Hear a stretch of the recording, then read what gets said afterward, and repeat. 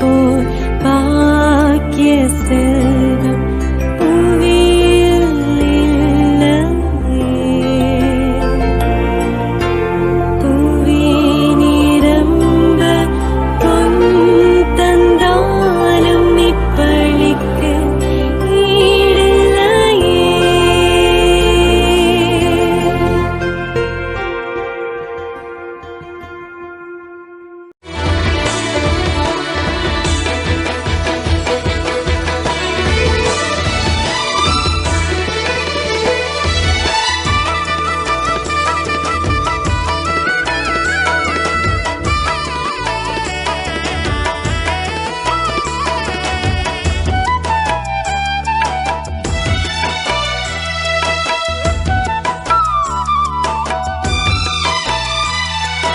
அற்புதரே புனிதரே அந்தோணியாரே, அற்புதரே புனிதரே அந்தோணியாரே, அதிசயத்தால் மக்களை கவர்ந்தவரே, அதிசயத்தால் மக்களை கவர்ந்தவரே, அற்புதரே புனிதரே அந்தோணியாரே, அற்புதரே புனிதரே அந்தோணியாரே.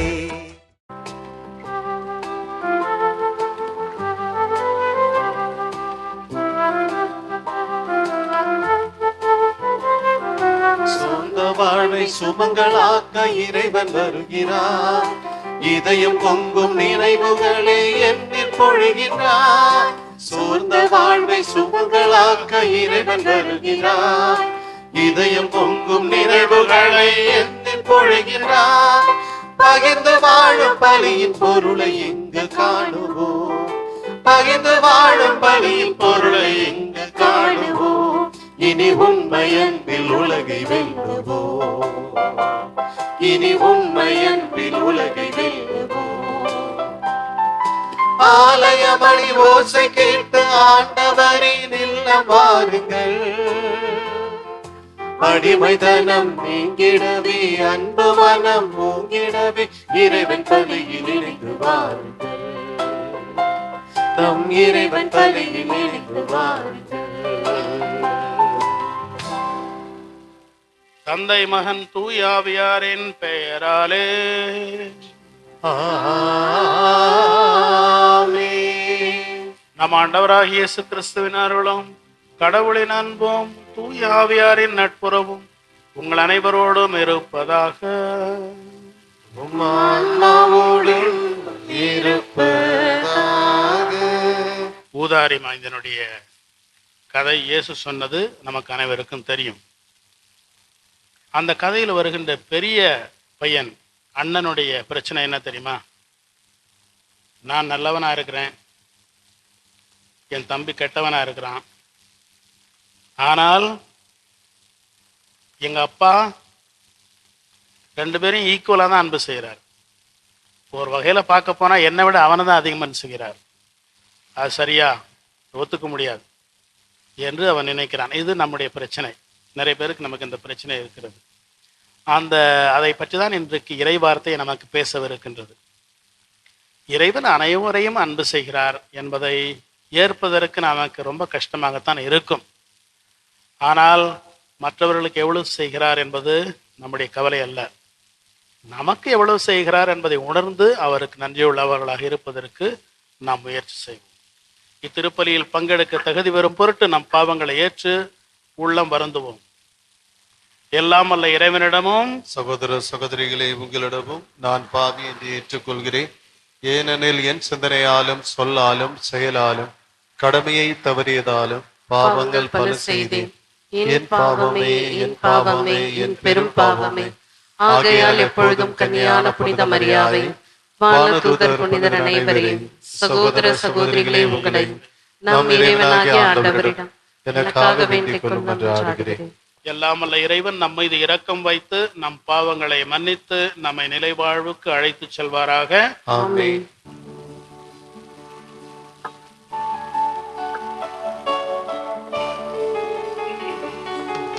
ஆண்டவரே இரக்கமாயிரும்.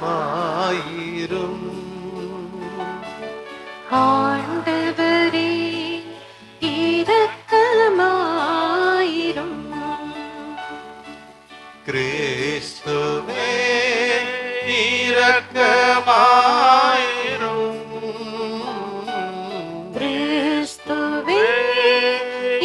இரக்கமாயிரும்.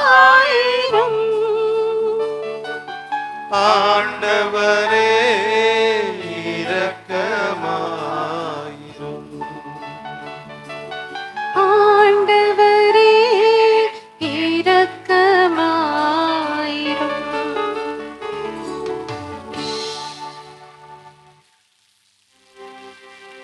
மன்றாடுவோமாக.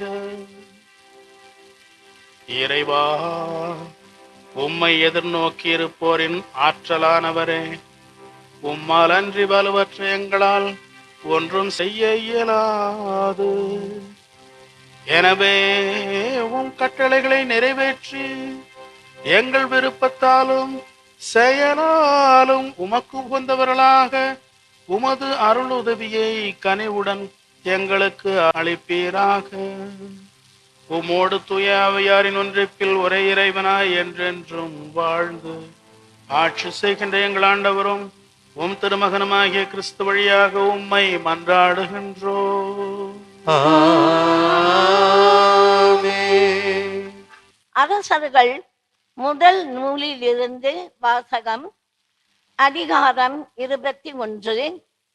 இறை வசனங்கள் 17 முதல் 29 முடிய. அந்நாள்களில் நாபோத்து இறந்த பின் திஸ்பேயரான எலியாவுக்கு ஆண்டவர் உரைத்த வாக்கு: நீ புறப்பட்டு சமாரியாவிலிருந்து ஆட்சி செய்யும் இஸ்ரேலின் அரசன் ஆகாபை போய் பார். அவன் நாபோத்தின் திராட்சை தோட்டத்தை தன் உடைமையாக்கிக் கொள்ள அங்கு போயிருக்கிறான். நீ அவனிடம் சொல்ல வேண்டியது: ஆண்டவர் இவ்வாறு கூறுகிறார், நீ கொலை செய்து கொள்ளையடித்திருக்கிறாய் இல்லையா? எனவே நீ அவனிடம் சொல்ல வேண்டியது: ஆண்டவர் இவ்வாறு கூறுகிறார், நாய்கள் நாபோத்தின் இரத்தத்தை நக்கிய அதே இடத்தில் அவை உனது இரத்தத்தையும் நக்கும். அப்போது ஆகாபு எலியாவை நோக்கி, என் எதிரியே, என்னை கண்டுபிடித்து விட்டாயா என்று கேட்டான். அதற்கு அவர், ஆம், நான் கண்டுபிடித்து விட்டேன். ஆண்டவர் பார்வையில் தீயதனப்பட்டதை செய்யும் அளவுக்கு உன்னையே விற்றுவிட்டாய். இதோ நான் உனக்கு தீங்கு வரச் செய்வேன். உனது வழிமரபை ஒழித்து விடுவேன். உரிமை மக்கள் ஆயினும் அடிமைகள் ஆயினும் இஸ்ரேல் ஆண் மக்களை ஆகாபிடமிருந்து வெட்டி எறிவேன். நெபாற்றின் மகன் யெரொபெயாமின் குடும்பத்திற்கு செய்தது போல உன் குடும்பத்திற்கும் செய்வேன். ஏனெனில் நீ இஸ்ரேலை பாவத்திற்கு உள்ளாக்கி எனக்கு பெருஞ்சினம் மூட்டினாய். மேலும் ஈசபேலை குறித்து ஆண்டவர் சொல்வது: இஸ்ரேலின் மதிலருகே நாய்கள் ஈசபேலை தின்னும். ஆகாபை சார்ந்தவர்கள் நகரினுள் மடிந்தால் நாய்களுக்கு இரையாவர். நகர்ப்புறத்தை இறந்தால் வானத்து பறவைகளுக்கு இரையாவர் என்றார். ஆண்டவர் பார்வையில் தீயதனப்பட்டதை செய்யும் அளவுக்கு தன்னையே விற்றுவிட்ட ஆகாபை போல் கெட்டவன் எவனும் இருந்ததில்லை. ஏனெனில் அவனுடைய மனைவி ஈசபேல் அவனை தூண்டிவிட்டாள். மேலும் இஸ்ரேல் மக்கள் முன்னிலையிலிருந்து ஆண்டவர் விரட்டி அடித்த எமோரியர் செய்து கொண்ட சிலைகளை எல்லாம் வழிபடும் அளவுக்கு அவன் மிகவும் இழிவாக நடந்து கொண்டான். அச்சொற்களை ஆகாபு கேட்டவுடன் ஆடைகளை கிழித்து கொண்டு வெற்றுடல் மீது சாக்கு உடை உடுத்தி நோன்பு காத்து சாக்கு துணி மீது படுத்தான். பணிவோடு நடந்து கொண்டான். அப்பொழுது திஸ்பேயரான எலியாவுக்கு ஆண்டவர் உரைத்த வாக்கு. என் திருமுன் ஆகாபு தன்னை தாழ்த்தி கொண்டதை கண்டாயன்றோ? அவன் என் திருமுன் தன்னை தாழ்த்தி கொண்டதால் நான் அவன் வாழ்நாளின் போது தீமை வரச் செய்யாமல் அவனுடைய மகனது வாழ்நாளின் போது அவனுடைய குடும்பத்தாரின் மேல் தீமை விழச் செய்வேன். ஆண்டவரின் அருள்வாக்கு. இறைவனுக்கு நன்றி.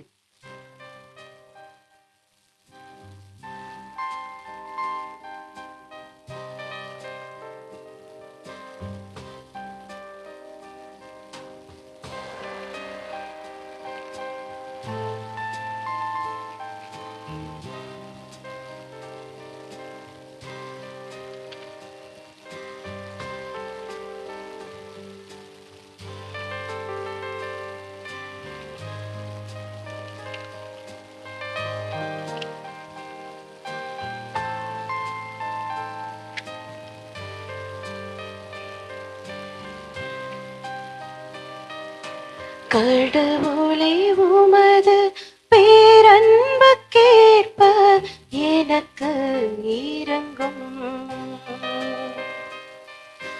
கடவுளே உமது பேரன்புக்கேற்ப எனக்கு இரங்கும். கடவுளே உமது பேரன்புக்கேற்ப எனக்கு இரங்கும். கடவுளே உமது பேரன்பிற்கேற்ப எனக்கு இரங்கும்.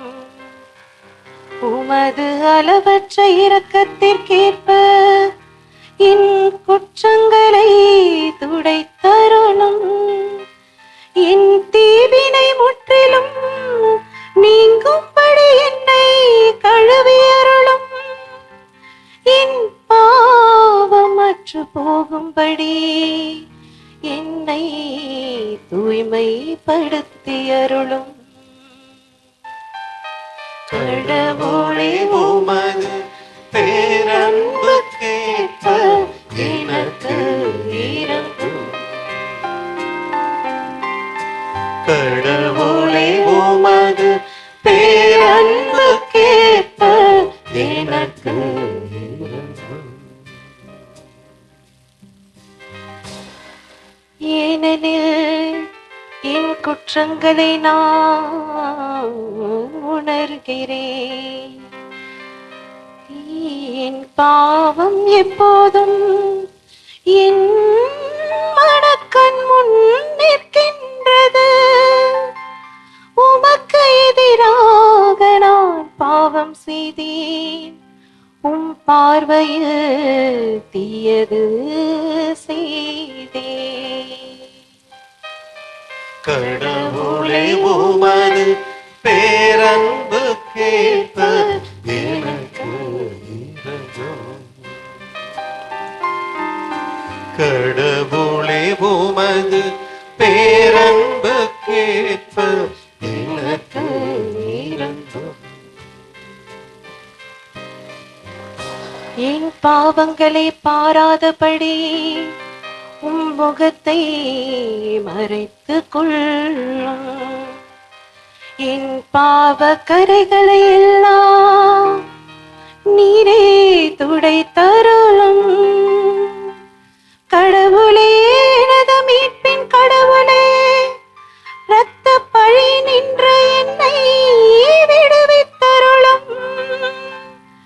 அப்போது என்னா உமது நீதியை முன்னிட்டு பாடும். கடவுளே உமது பேரன்புக்கேற்ப எனக்கு இரங்கும். கடவுளே உமது பேரன்புக்கேற்ப எனக்கு இரங்கும்.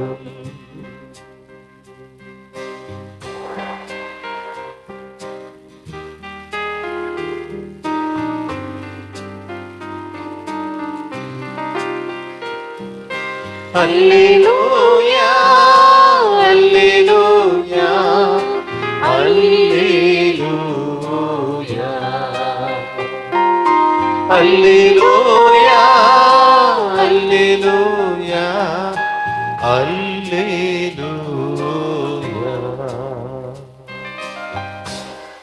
புதிய கட்டளையை நான் உங்களுக்கு கொடுக்கிறேன்.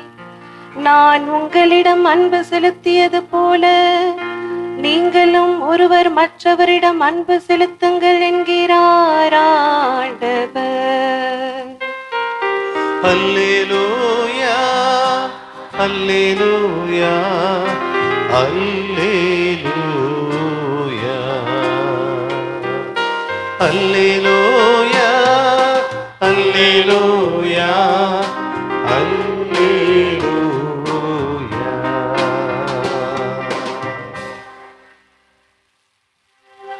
ஆண்டவர் உங்களோடு இருப்பாராக. உம்மாத்மாவோடும் இருப்பாராக. மத்தேயு எழுதிய நற்செய்தியிலிருந்து வாசகம். ஆண்டவரே மாட்சி உமக்கே. அக்காலத்தில் இயேசு தம் சீடருக்கு கூறியது, உனக்கு அடுத்திருப்பவரிடம் அன்பு கூர்வாயாக, பகைவரிடம் வெறுப்பு கொள்வாயாக என கூறியிருப்பதை கேட்டிருக்கிறீர்கள். ஆனால் நான் உங்களுக்கு சொல்கிறேன், உங்கள் பகைவரிடமும் அன்பு கூறுங்கள், உங்களை துன்புறுத்துவோருக்காக இறைவனிடம் வேண்டுங்கள். இப்படி செய்வதால் நீங்கள் உங்கள் விண்ணக தந்தையின் மக்கள் ஆவீர்கள். ஏனெனில் அவர்கள் நல்லோர் மேலும் தீயோர் மேலும் தம் கதிரவனை உதித்தெழச் செய்கிறார். நேர்மையுள்ளோர் மேலும் நேர்மையற்றோர் மேலும் மழை பெய்யச் செய்கிறார். உங்களிடத்தில் அன்பு செலுத்துவோரிடமே நீங்கள் அன்பு செலுத்துவீர்களானால் உங்களுக்கு என்ன கைமாறு கிடைக்கும்? வரி தண்டுவோரும் இவ்வாறு செய்வதில்லையா? நீங்கள் உங்கள் சகோதரர் சகோதரிகளுக்கு மட்டும் வாழ்த்து கூறுவீர்களானால் நீங்கள் மற்றவருக்கும் மேலாக செய்து விடுவது என்ன? பிற இனத்தவரும் இவ்வாறு செய்வதில்லையா? ஆதலால் உங்கள் விண்ணக தந்தை நிறைவுள்ளவராய் இருப்பது போல நீங்களும் நிறைவுள்ளவராய் இருங்கள். இது கிறிஸ்துவின் நற்செய்தி. கிறிஸ்துவே உமக்கு புகழ். அன்புக்கினிய சகோதரிகளே சகோதரர்களே, இன்று நாம் வாசித்த அந்த சுருக்கமான நற்செய்தி ஒரு 4-5 வரிகள் தான். இவற்றை நாம் யாருமே பொதுவாக ஏற்றுக்கொள்வதில்லை. இதுதான் உண்மை. நற்செய்தியில் ஆண்டவர் சொல்கிற பல விஷயங்களை நாம் பக்தியோடு கேட்போமே ஒழிய ஏற்றுக்கொள்வதில்லை. அதெல்லாம் நல்லது தான், ஆண்டவர் நல்லது தான் சொல்லிட்டு போயிருக்கிறார். ஆனால் நம்ம வாழ்க்கைக்கு அதெல்லாம் ஒத்து வராது என்று நாம் அதனுடைய உண்மையான படிப்பினைகளை வாழ்க்கையில் ஏற்றுக்கொள்வதில்லை. உதாரணமாக சிம்பிள், உங்களுடைய பகைவர்களுக்கு நீங்கள் அன்பு செய்யுங்கள். உங்களை யார் துன்புறுத்துகிறார்களோ அவர்களுக்கு நன்மையே செய்யுங்கள். இது ஆண்டவர் சொல்ற வரைக்கும் இது சரிதான். ஆனா அதை எப்படி நம்ம செய்யறது? வாழ்க்கைக்கு ஒத்து வராது என்று தான் நாம் பொதுவாக நினைக்கிறோம். அதனால்தான் சொன்னேன், இன்றைய நற்செய்தி புதிய ஏற்பாட்டின் ஒரு சாரமான ஒரு பகுதி, மிகவும் கஷ்டமான பகுதியாக இருந்தாலும் மிகவும் ஆழமான ஒரு பகுதி. முதலாக இறைவன் நமக்கு கொடுக்கின்ற அன்பு என்பது நாம் சம்பாதிக்கின்ற ஒன்று அல்ல, நமக்கு அவர் கொடுக்கின்ற சம்பளம் அல்ல, அவர் நமக்கு கொடுக்கின்ற கொடை. கொடை என்றால் அவராக கொடுப்பது, நாம் கேட்டு கொடுப்பது இல்லை, அவராக கொடுப்பது. அவர் ஒரு தந்தை என்பதால் எல்லா பிள்ளைகளுக்கும் அவர் முழுமையாக கொடுத்துதான் அவருக்கு பழக்கம். இந்த பிள்ளை என் கிட்ட இருக்கிறானா, இந்த பிள்ளை எனக்கு நல்லவனா இருக்கிறானா, அந்த பிள்ளை என்னை திட்டுறானா, அதனால அவனுக்கு கிடையாது இவனுக்கு மட்டும்தான் என்று சொல்வது மனித இயல்பு. தந்தையினுடைய இயல்பு அது அல்ல. ஒரு தாய்க்கு 2 குழந்தைகள் இருக்கிறார்கள் என்று வைத்துக் கொள்வோம். ஒருவன் நல்லவனாக இருக்கிறான், இன்னொருவன் குடிகாரனாக மாறி கொலை குற்றத்தில் மாட்டிக்கொள்கிறான். அடிப்படையில் தாய் 2 பிள்ளைகளையும் தான் அன்பு செய்வாள். நான் இவனை அன்பு செய்கிறேன், இவனை அன்பு செய்ய மாட்டேன் என்பதுதான் உண்மையான தாய்மை. அப்படி நம்முடைய தாய்மார்கள் இல்லை என்றால் அவர்களுடைய தாய்மையில் கொஞ்சம் குறை இருக்கிறது என்று தான் சொல்ல வேண்டும். ஓகே, இறைவன் நமக்கு கொடை கொடுப்பதற்கும் சம்பளத்திற்கும் வேறு என்ன? நாம் கேட்காமலேயே நமக்கு கொடுக்கப்படுவது கொடை. நாம் ஏதாவது அவருக்கு உதவி செய்தால் அவருக்கு அவர் வெகுமானம் கொடுப்பது சம்பளம் என்பது நாம் சம்பாதிப்பது. அவர் அதை நமக்கு கொடுத்தாக வேண்டும் என்று நாம் நினைப்பது. இந்த மனப்பான்மையும் நம்மிடம் நிறைய இருக்கிறது. ஒன்று, இறைவன் நமக்கு செய்ய வேண்டிய கடமைகள் நாம் சம்பாதிக்கிறோம் என்ற ஒரு மமதை, தற்பெருமை, பெருமை. இறைவனுடைய கொடைகள் எதையுமே நாம் சம்பாதிக்க முடியாது. சின்ன எக்ஸாம்பிள்ஸை எடுத்துங்களேன். உங்களுடைய உயிர், உங்களுடைய உடல், நீங்கள் கேட்டு அது இறைவன் உங்களுக்கு கொடுக்கவில்லை. உங்களுடைய மனம் எவ்வளவு சக்தி வாய்ந்தது அது. உங்களை கேட்டு அவர்கள் உங்களுக்கு அறிவை கொடுக்கவில்லை. உங்களை கேட்காமல் தான் அனைத்தையும் கொடுத்திருக்கிறார். திருச்சபையில் எடுத்துக்கொண்டால் நற்கருணை, திருவருட்சாதனங்கள், இறை வார்த்தை, இது உனக்கு வேணுமா வேண்டாமா என்றெல்லாம் கேட்டு அவர் நமக்கு கொடுப்பதில்லை. அவர் தானாகவே இவற்றை நமக்கு கொடுக்கிறார். ஏனென்றால் கொடைகள் என்பது அவராக கொடுப்பது. மழை பெய்வது போல, மழை பெய்வது போல, வெயில் அடிப்பது போல. மழை பெய்யும் பொழுது, வெயில் அடிக்கும் பொழுது அது எல்லாருக்கும் ஒன்றாகத்தான் வருகிறது. ஆனால் நாம் அதை எந்த அளவுக்கு பெற்றுக்கொள்கிறோமோ அதிலிருந்து தான் நமக்கு நன்மை விளைகிறது அல்லது தீமை விளைகிறது. நாம் ஒரு நல்ல ஒரு செடி போல, ஒரு மலர் போல இருந்தோம் என்றால் மழை பெய்யும் பொழுது அது பூக்கிறது, வளர்கிறது, மனம் கொடுக்கிறது, பலன் கொடுக்கிறது, பழம் கொடுக்கிறது. ஆனால் இதே மழை ஒரு குப்பை தொட்டி, குப்பை கிடங்கில் மேல் விழுந்தால் அந்த மழை அங்கே என்ன செய்கிறது? அங்கே இருப்பது ஏற்கனவே இருக்கிறது, இன்னும் அழுகி போய் நாற்றம் எடுக்கிறது. இது யாருடைய தவறு? மழையினுடைய தவறா? யாருடைய தவறு? அதே போல் வெயில் அடிக்கும் பொழுது பூக்கள் மலர்கின்றன. வெயில் அடிக்கும் போது அதே குப்பை கிடங்கில் இருப்பதும் இறந்து போகிறது, பூச்சிகள் அங்கு உருவாகின்றன. வெயில் ஒன்றுதான். நாம் அதை எப்படி வரவேற்கிறோம், எப்படி பெற்றுக்கொள்கிறோம் என்பதை பொறுத்து அந்த கொடையினுடைய பலன் மாறுகின்றது. நமக்கு கோபம், நான் தொடக்கத்திலே சொன்னது போல, நாம் ஏற்றுக்கொள்ள முடியாதது ஒன்று இதுதான். ஏன் கடவுள் நல்லவனையும் கெட்டவனையும் ஒரே மாதிரி அன்பு செய்கிறார்? முதலில் நமக்கு கோபம். இரண்டாவதாக, சரி எல்லாரையும் தான் அன்பு செய்கிறார் என்றால் நான் எதுக்கு நல்லவனா இருக்கணும்? அது அடுத்த கேள்வி. நானும் இஷ்டப்படி இருந்து விட்டு போய்விடுகிறேனே, வாழ்க்கையை என்ஜாய் பண்ணிட்டு தான் போறேனே. ஆஃப்டர் ஆல் கடவுள் என்னை அன்பு செய்யத்தான் போகிறார், அவர் தன்னுடைய அன்பை நிறுத்த போவது கிடையாது என்ற ஒரு எண்ணமும் ஒரு சிலருக்கு உண்டு. இதில் என்ன தவறு என்றால்,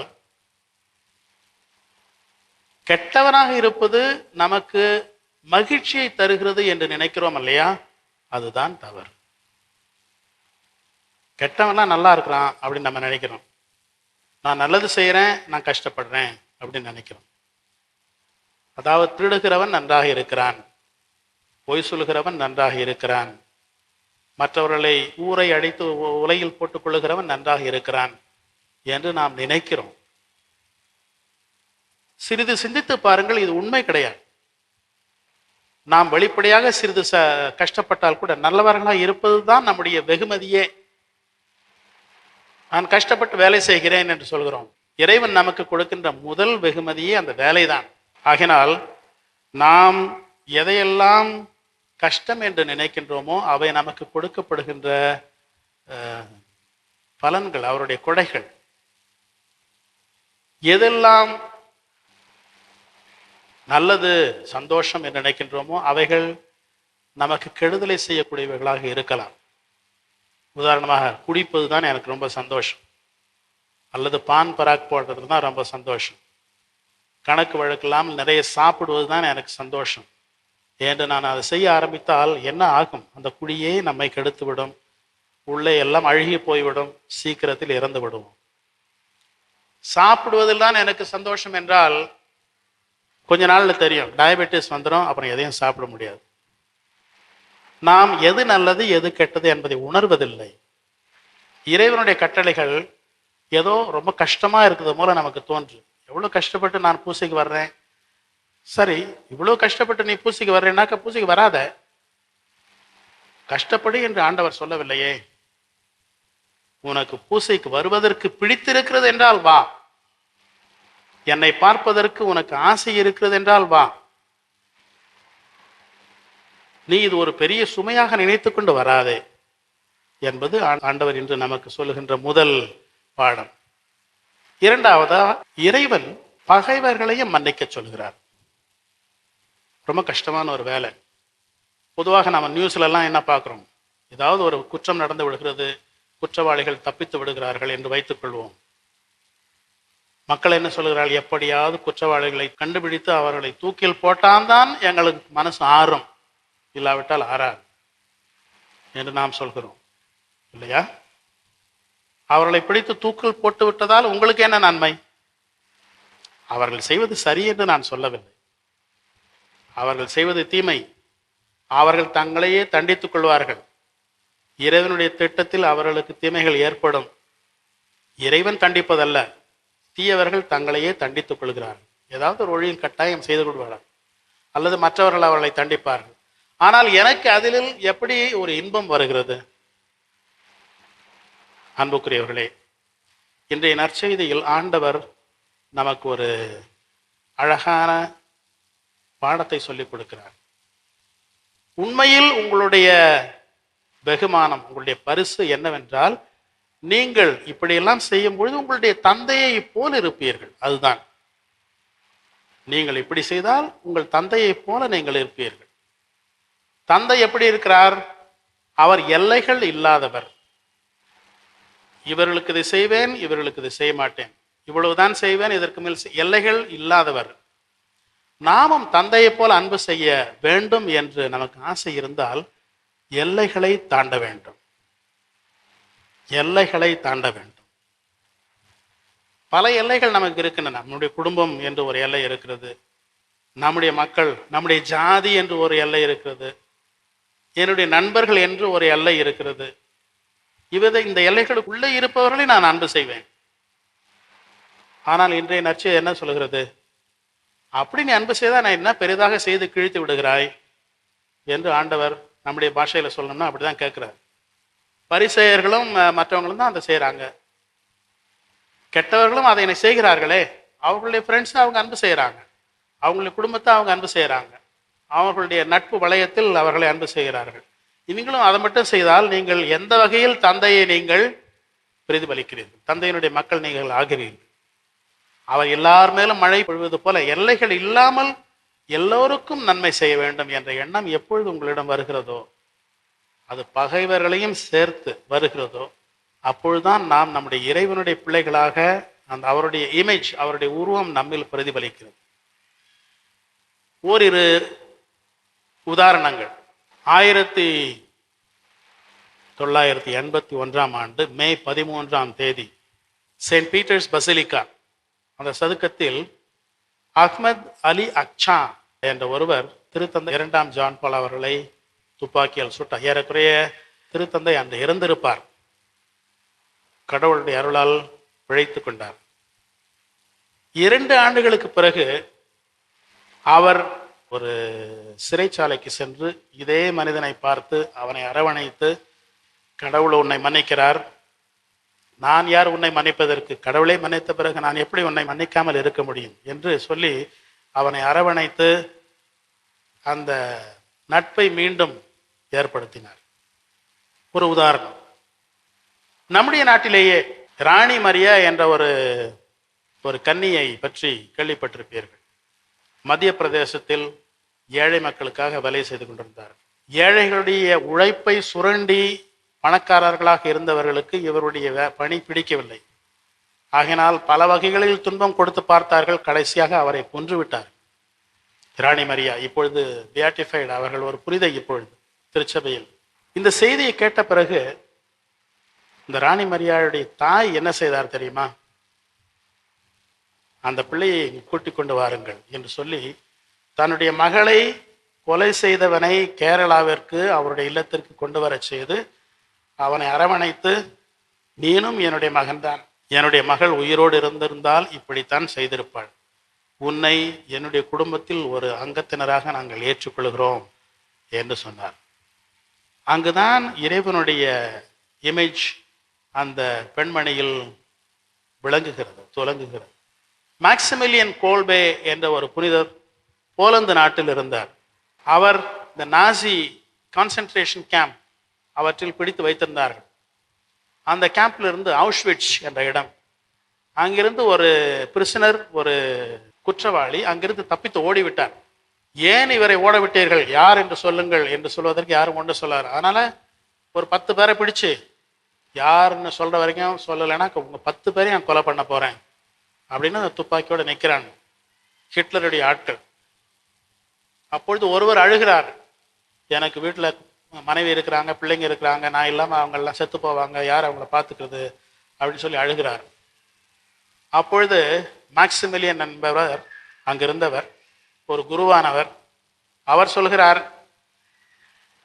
அவருக்கு பதிலாக என்னை கொல்லுங்களேன், நான் இங்கிருந்து, நான் ஒரு குருவானவர், ஓகே, எனக்கு யாரும் கிடையாது, பொண்டாட்டி பிள்ளைங்களாம் எனக்கு கிடையாது, நான் அவருடைய இடத்தை எடுத்துக்கொள்கிறேன் என்று சொல்லி அந்த இடத்தை எடுத்து, சரி உன் தலைவிதி வா என்று சொல்லி அவரை பிடித்து வைத்து விட்டு இவரை விட்டு விட்டார். அவருக்கு பதிலாக இவர் இறந்தார். மனிதம் என்பதில் இறைமை இருக்கிறது என்பதற்கு இவையெல்லாம் அத்தாட்சிகள். இவைகள்தான் உண்மையான நற்செய்தியினுடைய சான்றுகள். இறை அன்பு என்பது மழை போன்றது, அது ஆள் பார்த்து பெய்வதில்லை, மழை எல்லோருக்காகத்தான் பெய்கிறது. இன்னார் செய்தாலே ஒருத்தல் அவர் நான நன்னயம் செய்துவிடல் என்று வள்ளுவரே சொல்லியிருக்கிறார். இதையெல்லாம் தாண்டி இறைவனை போல நன்மை மட்டுமே செய்ய வேண்டும். இன்னா செய்தாரை அவர்கள் நம்முடைய எதிரிகள் என்று நினைக்க கூட கூடாது என்பதுதான் இறையேசுவினுடைய போதனை. ஆகையினால் அன்புக்குரியவர்களே, கஷ்டமானது தான், இது ஈஸி கிடையாது, உங்களுக்கும் ஈஸி கிடையாது, எனக்கும் ஈஸி கிடையாது. நான் இங்கிருந்து உங்களுக்கு ப்ரீச் பண்ணிக்கிட்டு இருக்கிறதுனாலே எனக்கு இதெல்லாம் ரொம்ப ஈஸியாக வரும் அப்படின்லாம் கிடையாது. நாம் எல்லோரும் அப்படி இறைவனுடைய வார்த்தைப்படி வாழ்வதற்காக முயற்சி செய்து கொண்டிருக்கிறோம். முயற்சி செய்து கொண்டிருக்கிறோமா? செய்து கொண்டிருந்தால் அதுவே போதும்.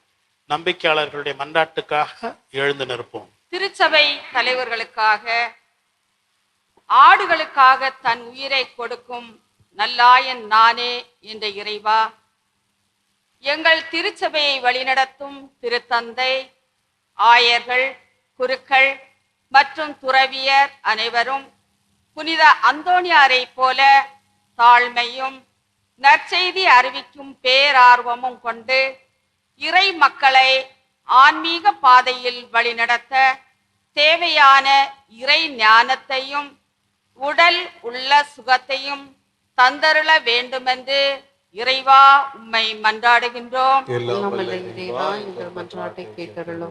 நாட்டு தலைவர்களுக்காக, தலைவனாய் இருப்பவன் தொண்டனாக இருக்கட்டும் என்ற இறைவா, எங்கள் நாட்டு தலைவர்கள் மற்றும் அதிகாரத்தில் உள்ளவர்கள் அனைவரும் சுய நல போக்கை கைவிட்டு ஏழை எளிய மக்களின் நல்வாழ்விற்காகவும் ஜாதி மத பாகுபாடற்ற சமத்துவத்திற்காகவும் நாட்டின் அமைதிக்காகவும் நேர்மையோடு பாடுபடும் நல் மனதை தந்தருள வேண்டுமென்று இறைவா உம்மை மன்றாடுகிறோம்.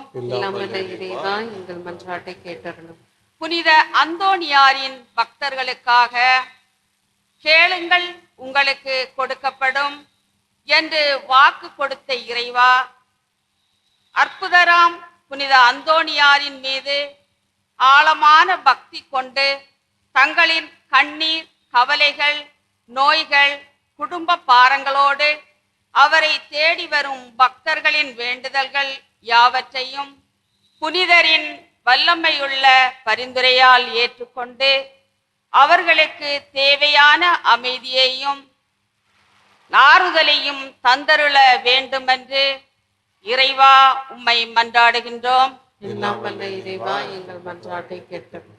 இளைஞர்களுக்காக உன் இளமை பருவத்தில் உன்னை படைத்தவரை நினைவில் கொள் என்ற இறைவா, இன்றைய நவீன உலக சவால்களுக்கு மத்தியிலும் தீய வழிகளுக்கு ஆளாகாமலும் எங்கள் இளைய சமுதாயம் விசுவாசத்தில் நிலைத்திருக்க அருள் புரியும். மேலும் தூய்மையான வாழ்வு வாழ்ந்து தங்கள் திறமைகளால் சமுதாயத்திற்கும் திருச்சபைக்கும் தூண்களாக விளங்க அருள் புரிய வேண்டுமென்று இறைவா உம்மை மன்றாடுகின்றோம். எல்லாம் வல்ல இறைவா எங்கள் மன்றாட்டை கேட்டருளும். அன்புமிகு தந்தையே, எல்லையின்றி எங்களை அன்பு செய்கிறீர். எல்லையின்றி அனைவரையும் அனைத்தையும் அன்பு செய்கிறீர். இந்த உம்முடைய அன்பினால்தான் நாங்கள் உயிர் வாழ்கிறோம். எங்களிடம் இருக்கும் அனைத்தும் கொடைகளே, உம்முடைய கொடைகளே என்று உணர்ந்து நாங்கள் நன்றியோடு வாழ எங்களுக்கு அருள் புரியும். என்றென்றும் வாழ்ந்து ஆட்சி செய்கின்ற எங்கள் ஆண்டவரும் உம் திருமகனமாகிய கிறிஸ்து வழியாக உம்மை மன்றாடுகின்றோம். ஆமென்.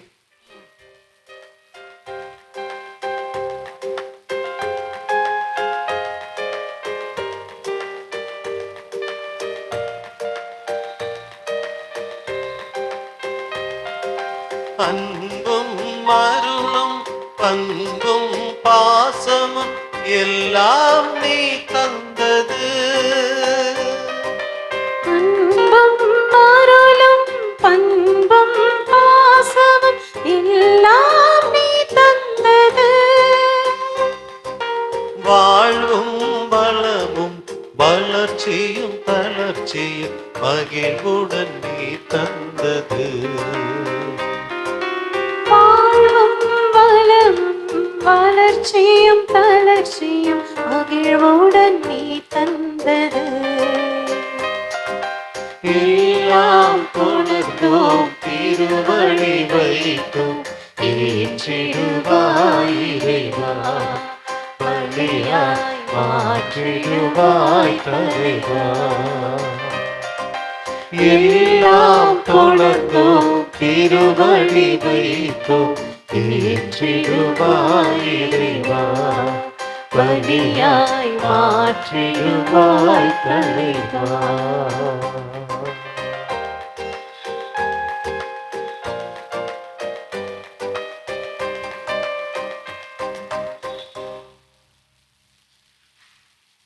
சகோதரிகளே, சகோதரர்களே, நாம் ஒப்புக் கொடுக்கும் இத்திருப்பலி எல்லாம் வல்ல தந்தையாகிய இறைவனுக்கு ஏற்றதாகும்படி மன்றாடுங்கள். ஆண்டவர் தமது பேரின் புகழ்ச்சிக்காகவும் மாட்சிக்காகவும் நமது நன்மைக்காகவும் புனித திரு அவை அனைத்து நலனுக்காகவும் நமது கையில் இந்த பலி ஏற்றுக்கொள்வாராக. இறைவா, மக்களினத்தார் ஒப்புக் கொடுக்கும் இந்த அப்பரச காணிக்கைகள் எங்களுக்கு ஊட்டமளிக்கும் உணவாகவும் எங்களை புதுப்பிக்கும் அருள் அடையாளமாகவும் மாறச் செய்கின்றீர். அதனால் இவற்றின் அருளுதவி எங்கள் உடலுக்கும் மனதுக்கும் என்றும் குறைவுபடாமல் கிடைக்க அருள் புரிவீராக. எங்கள் ஆண்டவராகிய கிறிஸ்து வழியாக உம்மை மன்றாடுகின்றோம். ஆண்டவர் உங்களோடு இருப்பாராக. உம்மாத்மாவோடு இருப்பாராக. இதயங்களை மேலே எழுப்புங்கள். ஆண்டவரிடம் எழுப்பியுள்ளோ. நாம் இறைவனாகிய ஆண்டவருக்கு நன்றி கூறுவோம். அது தகுதியும் நீதியுமானது. தூயவரான தந்தையே, உம் அன்பார்ந்த மகன் இயேசு கிறிஸ்து வழியாக எந்நாளும் எவ்விடத்திலும் நாங்கள் உமக்கு நன்றி செலுத்துவது மெய்யாகவே தகுதியும் நீதியுமாகும். எங்கள் கடமையும் மீட்புக்கு உரிய செயலுமாகும். உமது வார்த்தையானவர் வழியாக அனைத்தையும் படைத்தீர். அவரையே மீட்பராகவும் ஈடேற்றுபவராகவும் எங்களுக்கு அனுப்பினீர். அவர் தூய ஆவியால் உடலெடுத்து கன்னி மரியாவிடமிருந்து பிறந்தார். அவர் உமது திருவுளத்தை நிறைவேற்றி புனித மக்களை உமக்கு பெற்றுத்தர தம் கைகளை விரித்து பாடுபட்டார். இவ்வாறு அவர் சாவை வென்று உயிர்ப்பை வெளிப்படுத்தினார். ஆகவே வானதூதரோடும் புனிதர் அனைவரோடும் சேர்ந்து நாங்களும் அது மாட்சிமையை புகழ்ந்துரைத்து ஒரே குரலாய் பாடுவதாவது: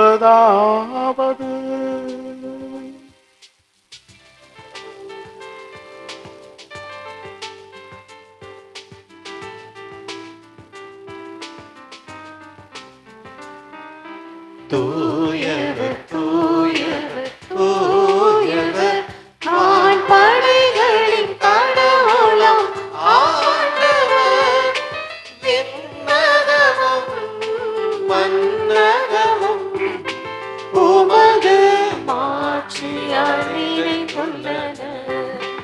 உன்னதங்களிலே ஓசன்னா, உன்னதங்களிலே ஓசன்னா. ஆண்டவர் பேரால் வருகிறவர், ஆசி பெற்றவர். உன்னதங்களிலே ஓசன்னா, உன்னதங்களிலே ஓசன்னா. ஆண்டவரே, நீர் மெய்யாகவே தூயவர். உம்முடைய படைப்புகளெல்லாம் உம்மை புகழ்வது தகுமை. ஏனெனில் உம் திருமகனாகி எங்கள் ஆண்டவர் இயேசு கிறிஸ்து வழியாக தூய ஆவியாரின் செயலாற்றலால் அனைத்தையும் உய்வித்து தூய்மைப்படுத்துகின்றீர். கதிரவன் தோன்றி மறையும் வரை உமது திருப்பெயருக்கு தூய காணிக்கை ஒப்புக் கொடுக்குமாறு உமக்கென மக்களை இடையராது ஒன்று சேர்த்து வருகின்றீர். எனவே ஆண்டவரே, உமக்கு அர்ப்பணிக்க நாங்கள் கொண்டு வந்துள்ள இக்காணிக்கைகளை அதே ஆவியால் தூய்மைப்படுத்த உம்மை தாழ்மையுடன் வேண்டுகின்றோம். இவ்வாறு உம் திருமகனாகி எங்கள் ஆண்டவர் இயேசு கிறிஸ்துவின் உடலாகவும் இரத்தமாகவும் இவை மாறுவனவாக. அவர் பணித்தவாறே இம்மறை நிகழ்வுகளை கொண்டாடுகின்றோம். ஏனெனில் அவர் காட்டிக் கொடுக்கப்பட்ட இரவில் அப்பத்தை எடுத்து உமக்கு நன்றி செலுத்தி ஆசி வழங்கி அதை பிட்டு தாம் சீடர்களுக்கு அளித்து கூறியதாவது: அனைவரும் இதிலிருந்து பெற்று உண்ணுங்கள், ஏனெனில் இது உங்களுக்காக கையளிக்கப்படும் என் உடல்.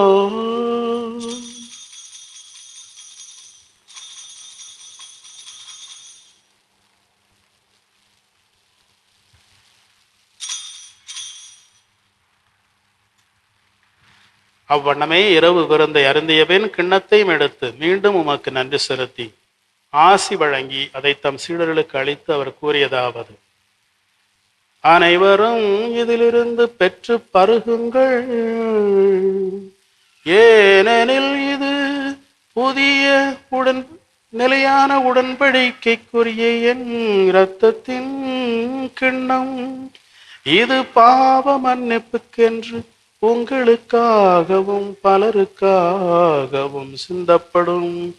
இதை என் நினைவாக செய்யுங்கள்.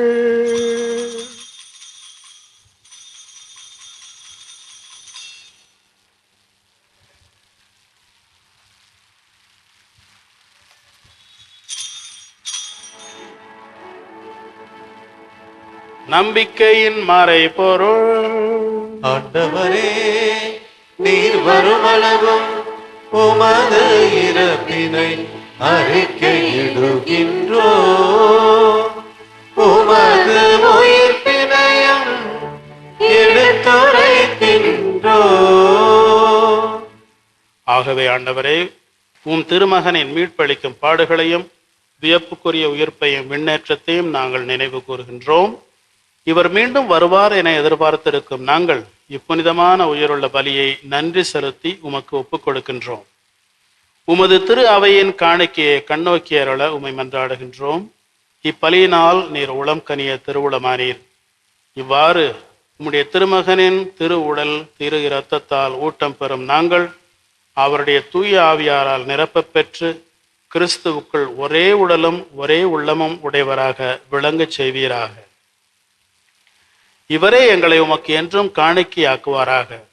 இவ்வாறு உம்மால் தேர்ந்து கொள்ளப்பட்டவர்களோடு முதலாக புனிதமிக்க கன்னியும் கடவுளின் தாயுமான மரியா, அவருடைய கணவரான புனித யோசேப்பு, புனித திருத்தூதர்கள், மாட்சிமிகு மறைசாட்சியர், இன்று நாங்கள் நினைவு கூறும் எங்கள் அற்புத புனிதர் அந்தோனியார், புனித ஜான் பாஸ்கோ மற்றும் புனிதர்கள் அனைவரோடும் நாங்கள் உரிமை பேற்றுக்கு தகுதியுடையோர் ஆவோமாக. இவர்களின் வேண்டுதலால் நாங்கள் என்றும் உமது உதவியை பெறுவோம் என உறுதியோடு இருக்கின்றோம். ஆண்டவரே, எங்களை உம்மோடு ஒப்புரவாக்கும் இப்பலி உலகுக்கெல்லாம் அமைதியும் மீட்பும் தர வேண்டும் என மன்றாடுகின்றோம். இவ்வுலகில் பயணம் செய்யும் உமது திரு அவையை சிறப்பாக உமடியாராகிய எங்கள் திருத்தந்தை லியோ, எங்கள் ஆயர் ஜார்ஜ், ஏனைய ஆயர்கள், திருநிலையினர், உமக்கு சொந்தமான மக்கள் ஆகிய அனைவரையும் நம்பிக்கையிலும் அன்பிலும் உறுதி பெறச் செய்வீராக. நீர் விரும்பியபடி உம் திருமுன் நிற்கின்ற இக்குடும்பத்தின் வேண்டல்களுக்கு கனிவுடன் செவிசாய்த்தருளும். கனிவுள்ள தந்தையே, எங்கும் சிதறுண்டிருக்கும் உடைய பிள்ளைகளை கனிவுடன் உம்மோடு சேர்த்து கொள்ளும். இறந்து போன எங்கள் சகோதரர் சகோதரிகளையும் உமக்கு உகந்தவர்களாய் வாழ்ந்து இவ்வுலகை விட்டு சென்ற அனைவரையும் உமது ஆட்சியில் கனிவுடன் ஏற்றருளும். நாங்களும் அங்கு வந்து சேர்ந்து அவர்களோடு உமது ஆட்சியால் என்றும் மனநிறைவு அடைவோம் என எங்கள் ஆண்டவராகிய கிறிஸ்து வழியாக எதிர்நோக்கி இருக்கின்றோம். இவர் வழியாக நீர் உலகுக்கு எல்லா நன்மைகளையும் வழங்குகின்றீர்.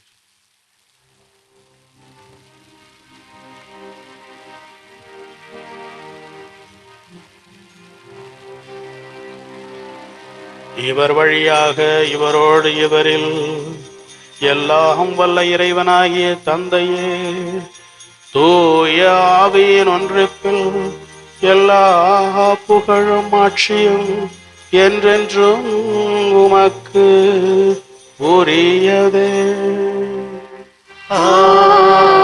ஆமென், ஆமென், ஆமென். மீட்பரின் கட்டளையால் கற்பிக்கப்பட்டு இறைவழிப்பினையால் பயிற்சி பெற்ற நாம் துணிந்து பாடுவோம். விண்ணுலகில் இருக்கின்ற எங்கள் தந்தையே, உமது பெயர் தூயதென போற்ற பெருக, உமது ஆட்சி வருக, உமது திருவுளம் விண்ணுலகில் நிறைவேறுவது போல மண்ணுலகிலும் நிறைவேறுக. எங்கள் அன்றாட உணவை இன்று எங்களுக்கு தாரும். எங்களுக்கு எதிராக குற்றம் செய்வோரை நாங்கள் மன்னிப்பது போல எங்கள் குற்றங்களை மன்னியும். எங்களை சோதனைக்கு உட்படுத்தாதேயும், தீமையிலிருந்து எங்களை விடுவித்தருளும். ஆண்டவரே, தீமை அனைத்திலிருந்தும் எங்களை விடுவித்து எங்கள் வாழ்நாளில் அமைதியை கனிவுடன் அருள உம்மை மன்றாடுகின்றோம். உமது இரக்கத்தின் உதவியால் நாங்கள் பாவத்திலிருந்து எப்பொழுதும் விடுதலை பெற்று யாதொரு கலக்கமும் இன்றி நலமாயிருப்போமாக. நாங்கள் எதிர்நோக்கி இருக்கும் பேரின்பத்திற்காகவும் எம்மீட்பராகிய இயேசு கிறிஸ்துவின் வருகைக்காகவும் காத்திருக்கின்றோம். ஏனெனில் ஆட்சியும் வல்லமையும் மாட்சியும் என்றென்றும் உமதே. ஆண்டவராகிய இயேசு கிறிஸ்துவே, அமைதியை உங்களுக்கு விட்டு செல்கின்றேன், என் அமைதியை உங்களுக்கு அளிக்கின்றேன் என்று உம் திருத்தூதர்களுக்கு மொழிந்தீரே. எங்கள் பாவங்களை பாராமல் உமது திரு அவையின் நம்பிக்கையை கண்ணோக்கி உமது திரு உளத்திற்கேற்ப அதற்கு அமைதியையும் ஒற்றுமையையும் அளித்தருள்வீராக. என்றென்றும் வாழ்ந்து ஆட்சி செய்கின்றவர் நீரே. ஆண்டவருடைய அமைதி உங்களோடு என்றும் இருப்பதாக.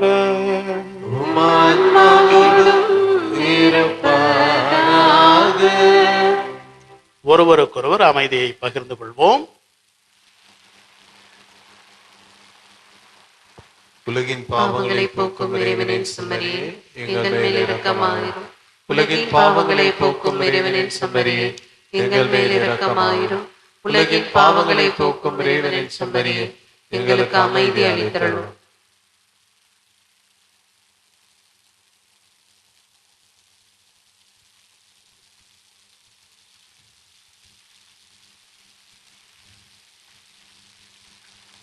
இதோ இறைவனின் செம்மறி, இதோ உலகின் பாவங்களை போக்குகின்றவர். செம்மறியின் விருந்துக்கு அழைக்கப்பெற்றவர் பேறு பெற்றோர். ஆண்டவரே, நீர் நிலத்தில் எழுந்தருள நான் தகுதியற்றவர். ஆனால் ஒரு வார்த்தை மட்டும் சொல்லியருளும், எனது ஆன்மா நலமடையும். கிறிஸ்துவின் ஆன்மாவே, என்னை புனிதமாக்கும். கிறிஸ்துவின் திருவுடலே, என்னை மீட்டருளும். கிறிஸ்துவின் திருரத்தமே, எனக்கு எழுச்சியூட்டும். கிறிஸ்துவின் விழாவின் தண்ணீரே, என்னை கழுவிடுமே. கிறிஸ்துவின் பாடுகளே, என்னை தேற்றிடுமே. ஓ நல்ல இயேசுவே, எனக்கு செவிசாயும். உம் திரு காயங்களுள் என்னை மறைந்தருளும். உம்மிடமிருந்து என்னை பிரியவிடாதேயும். பிரிய பகைவரிடமிருந்து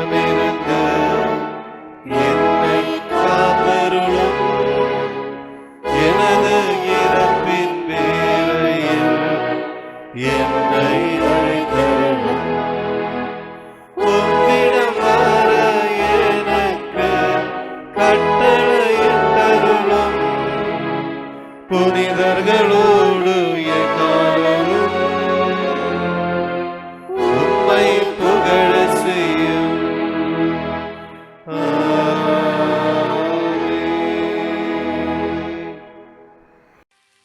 மன்றாடுவோமாக.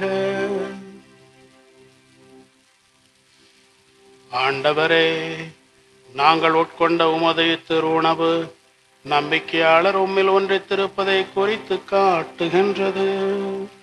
அதுபோல உமது திரு அவையிலும் ஒற்றுமையை அது விளைவிக்க வேண்டும் என்று உம்மை வேண்டுகின்றோம். எங்கள் ஆண்டவராகிய கிறிஸ்து வழியாக உம்மை மன்றாடுகின்றோம். ஆண்டவர் உங்களோடு இருப்பாராக.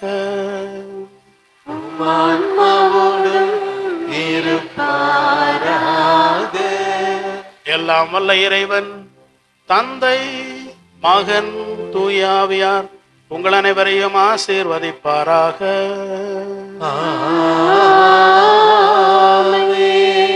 சென்று வாருங்கள், திருப்பலி நிறைவுற்றது. இறைவனுக்கு நன்றி.